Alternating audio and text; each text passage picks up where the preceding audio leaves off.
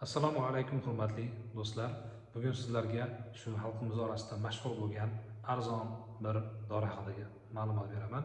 Bu dorining nomi Minavazindir. Minavazin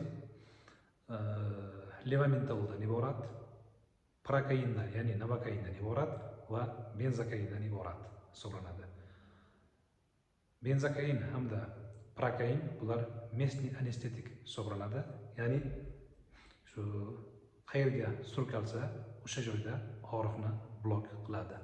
Levomintal esa местный раздражающий ta'sirga ega, ya'ni shu tutgan joyingizni razrajat qiladi. Endi bu Minavazin dorisi arzon, mashhur.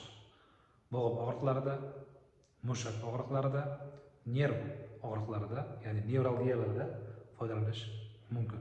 Faqat bir narsani bilib olishingizni istardim. Bu dori kasallikni ildizini yo'q qilmaydi.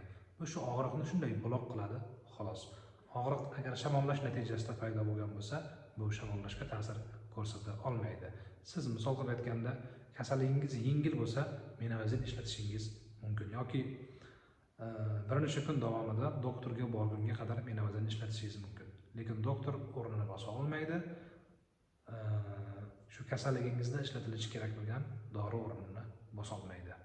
Xulosa shuki, bu dori kasallikni yo'q qilib tashlamaydi. Bir kun surkadingiz, 2 kun surkadingiz, lekin albatta doktor huzuriga borishingiz kerak bo'ladi. Rahmat.